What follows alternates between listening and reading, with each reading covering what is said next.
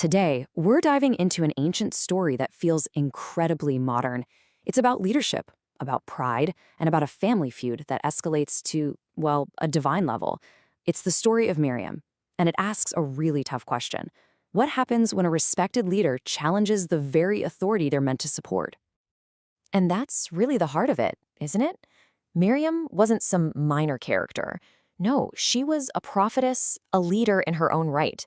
So you have to wonder, what could she have possibly done to get struck with a horrifying affliction and literally cast out of her own community? As we're about to see, the answer is a lot more complicated than you might think. This whole thing doesn't kick off on a battlefield or in some grand public square. It starts small. It starts with a private conversation, a moment of tension between siblings who, let's not forget, have led their people through so absolutely unimaginable trials together. Okay, so to really get why what happens next is such a big deal, you have to appreciate who Miriam was. She was Moses' sister, a crucial figure from the very beginning. She was a prophetess, which means people believed she had a direct line to God. She was a leader. Her status was, for all intents and purposes, totally secure. Or so it seemed. Now, on the surface, you might read this and think, okay, what's the big deal? It seems like a reasonable question. But listen to that tone. This isn't just a question. It's a direct challenge to Moses' unique authority. It's dripping with pride, with that feeling of being overlooked.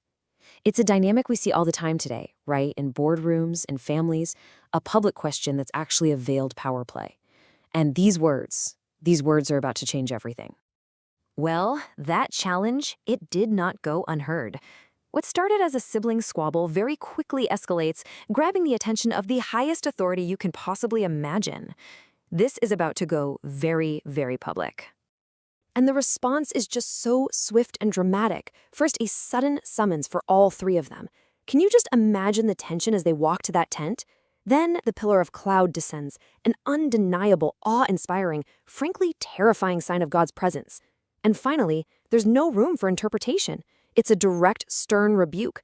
God defends Moses and basically asks them, what were you thinking speaking against him like that? The stakes just went through the roof. Words have consequences. And in this story, the consequence is immediate, it's visible, and it is absolutely devastating. The verbal smackdown is over, but the real lesson? Oh, that's just getting started. So to really understand what happens next, we have to talk about this affliction, tzara'at. It's often translated as leprosy, but that doesn't quite capture it. This wasn't just seen as a medical condition. It was a physical sign of a deep spiritual problem. And the result wasn't just getting sick. It was social death, complete and total exile from your community. Just look at this contrast. The fall is just staggering. One moment, she's a prophetess, a leader, at the absolute center of her world. The very next, she's impure, an outcast, completely excluded. Her pride cost her literally everything that defined who she was. But just when things look their bleakest, the story takes another turn. In this moment of total crisis, the narrative shifts from judgment to the possibility of mercy. And that family bond, it's about to be put to the ultimate test. So Aaron, the same guy who stood with Miriam in her challenge, is now just filled with terror and regret.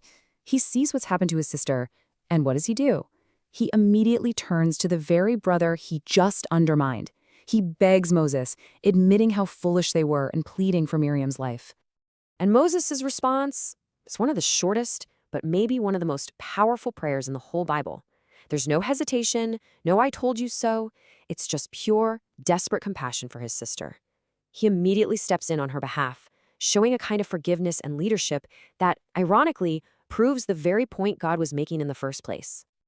So, the prayer is answered. Healing is on the way. But the story isn't quite over. See, for the lesson to really stick, the punishment can't just be magically erased. The resolution needs one final, very public consequence.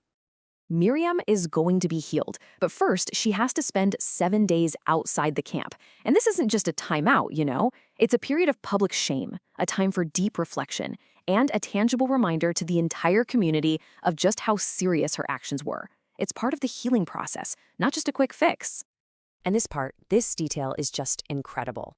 The entire nation of Israel, an entire people on a journey to the Promised Land, stops. Everything grinds to a halt. They all wait for 7 full days until Miriam can be brought back into the camp. Her actions didn't just affect her, they affected everybody. It's this profound statement that a community's progress is tied to the well-being of every single one of its members. So, after all that, what are the big takeaways? Well, this story is a powerful look at human nature, isn't it? It shows the corrosive, destructive power of pride and envy. It warns us about the real weight our words can carry, especially against leadership. But it also shows the incredible strength of humility and forgiveness. And it reminds us that our actions, they rarely happen in a vacuum. They ripple out and affect our entire community. And that leaves us with a really challenging final thought, one that resonates just as much today as it did thousands of years ago. Look, it's vital to hold leaders accountable, right? But this story forces us to ask ourselves, where is the line? At what point does a legitimate challenge cross over and become a destructive act of pride, one that's motivated more by our own ego than by the common good? It's a question worth sitting with for a while.